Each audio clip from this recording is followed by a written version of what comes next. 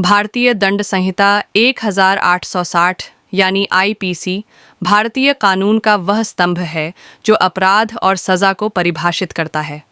लेकिन क्या आप जानते हैं कि आईपीसी कुछ ऐसे हालातों को भी पहचानता है जहां किसी की मृत्यु हो जाने पर भी अपराध नहीं बनता? जी हाँ, आईपीसी के जनरल एक्सेप्शंस में कुल 7 विशेष परिस्थितियां दी गई हैं जहां मृत्यु के बावजूद व्यक्ति को दंडित नहीं किया जा सकता। इस वीडियो में हम इन 7 परिस्थितियों को विस्तार से सरल उदाहरणों और प्रैक्टिकल व्याख्या के साथ समझेंगे। आइए शुरू करते हैं। सेक्शन 80 आईपीसी कहता है कि अगर कोई व्यक्ति किसी वैध कार्य को करते समय संपूर्ण सावधानी और उचित देखभाल के बावजूद अनजाने में किसी अन्य व्यक्ति की मृत्यु का कारण बनता है तो उसे अपराध नहीं माना जाएगा। उदाहरण के लिए, एक लाइसेंसधारी शिकारी जंगल में शिकार कर रहा था। उसने अपनी पूरी सावधानी बरती, लेकिन अचानक एक व्यक्ति झाड़ियों से निकल आया और गोली लगने से उसकी मृत्यु हो गई। यहाँ 2 प्रमुख तत्व हैं: वैध कार्य, कार्य गैरकानूनी नहीं होना चाहिए; उचित सावधानी, व्यक्ति ने यथासंभव सावधानी बरती हो। अगर ये दोनों शर्तें पूरी होती हैं तो वह व्यक्ति सेक्शन 80 के तहत दोषमुक्त रहेगा। सेक्शन 81 आईपीसी तब लागू होता है जब किसी व्यक्ति को 2 विकल्पों में से कम नुकसान पहुंचाने वाला विकल्प चुनना पड़े। यदि वह किसी बड़े खतरे से बचने के लिए एक कम नुकसानदेह कार्य करता है और अनजाने में किसी की मृत्यु हो जाती है तो उसे दंडित नहीं किया जाएगा। उदाहरण के लिए, एक व्यक्ति भीड़ में भगदड़ रोकने के लिए एक अस्थायी दीवार गिरा देता है जिससे कुछ लोगों को चोट लगती है या मृत्यु होती है। यहाँ उसका उद्देश्य जान बचाना था, न कि जान लेना। सेक्शन 81 में महत्वपूर्ण बात यह है कि कार्य मजबूरी में और भलाई के उद्देश्य से किया गया हो। सेक्शन 62 आईपीसी के अनुसार 7 वर्ष से कम आयु का कोई भी बच्चा किसी भी प्रकार का अपराध कर ही नहीं सकता। कानून मानता है कि इस आयु तक बच्चों को अपने कार्यों की प्रकृति और परिणाम की समझ नहीं होती।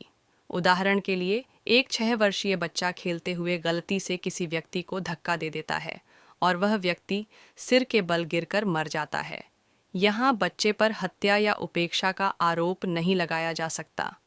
इसे डोली इनकैपेक्स सिद्धांत कहा जाता है, जिसका अर्थ है अपराध करने में अक्षम। सेक्शन 83 आईपीसी 7 से 12 वर्ष की उम्र के बच्चों पर लागू होता है, लेकिन इस आयु वर्ग में पूर्ण छूट नहीं होती।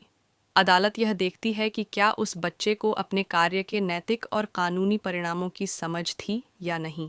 उदाहरण के लिए, अगर एक 10 वर्षीय बच्चा जानबूझकर किसी को गंभीर चोट पहुंचाता है और उसकी मृत्यु हो जाती है, तो यह जांचा जाएगा कि वह अपने कार्य के परिणामों को समझता था या नहीं।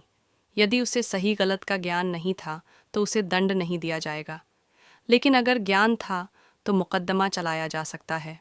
सेक्शन 87 आईपीसी तब लागू होता है जब कोई व्यक्ति अपनी मर्जी से और समझदारी के साथ किसी ऐसे कार्य में भाग लेता है जिसमें चोट या मृत्यु की संभावना होती है। यदि मृत्यु होती है तो कार्य करने वाले व्यक्ति पर अपराध का आरोप नहीं लगाया जाएगा। 2 वयस्क पहलवानों के बीच मुकाबला होता है। दोनों को चोटिल होने का जोखिम झात है। यदि मुकाबले के दौरान किसी एक की मृत्यु हो जाती है तो दूसरे पहलवान पर आपराधिक आरोप नहीं लगाया जाएगा। यहाँ 3 आवश्यकताएं हैं: दोनों वयस्क हों से स्वीकार किया हो कार्य गैर कानूनी न हो। सेक्शन 88 आईपीसी के अनुसार, यदि कोई व्यक्ति किसी अन्य व्यक्ति की भलाई के उद्देश्य से उसकी सहमति से कोई कार्य करता है और उस कार्य के परिणाम स्वरूप मृत्यु हो जाती है तो उसे दंडित नहीं किया जाएगा। उदाहरण के लिए, एक डॉक्टर ने मरीज के जीवन को बचाने के लिए एक जोखिम भरा ऑपरेशन किया। मरीज ने ऑपरेशन के लिए सहमति दी थी। दुर्भाग्य से ऑपरेशन सफल नहीं रहा और मरीज की मृत्यु हो गई। यहाँ डॉक्टर को हत्या का दोषी नहीं ठहराया जा सकता, क्योंकि कार्य भले के लिए किया गया था। कार्य करने के लिए सहमति ली गई थी। सेक्शन 100 आईपीसी आत्मरक्षा के अधिकार की बात करता है। यदि किसी व्यक्ति को यह विश्वास करने का उचित कारण हो कि उस पर जानलेवा हमला होने वाला है और वह आत्मरक्षा में हमलावर को मार देता है, तो यह अपराध नहीं माना जाएगा। उदाहरण के लिए, यदि कोई डकैती के दौरान हथियार से लैस होकर घर में घुसता है और मकान मालिक अपनी जान बचाने के लिए हमला करता है जिससे डाकू की मृत्यु हो जाती है, तो मकान मालिक पर कोई आपराधिक जिम्मेदारी नहीं होगी। आत्मरक्षा का अधिकार तभी मान्य होता है जब वास्तविक खतरा हो, प्रतिक्रिया उचित सीमा में हो। तो दोस्तों, आईपीसी के जनरल एक्सेप्शंस में दी गई ये 7 प्रमुख परिस्थितियां हमें यह सिखाती हैं कि कानून केवल कार्य नहीं, बल्कि कार्य के पीछे की नीयत, परिस्थितियां और उद्देश्य को भी देखता है। संक्षेप में एक बार फिर, सेक्शन 80 दुर्घटना में मृत्यु, सेक्शन 18 बड़े खतरे से बचाव हेतु कार्य, सेक्शन 62 7 वर्ष से कम बच्चे का कार्य, सेक्शन 83 से 7 से 12 वर्ष के अपरिपक्व बच्चे का कार्य, सेक्शन 87 से सहमति से जोखिम उठाना, सेक्शन 88 भले के लिए सहमति से कार्य, सेक्शन 100 आत्मरक्षा में मृत्यु। आशा करते हैं कि इस वीडियो ने आपके कानूनी ज्ञान में वृद्धि की होगी। यदि आपको वीडियो उपयोगी लगा हो तो कृपया इसे लाइक करें, चैनल को सब्सक्राइब करें और कमेंट करके बताएं कि अगला टॉपिक कौन सा होना चाहिए। धन्यवाद।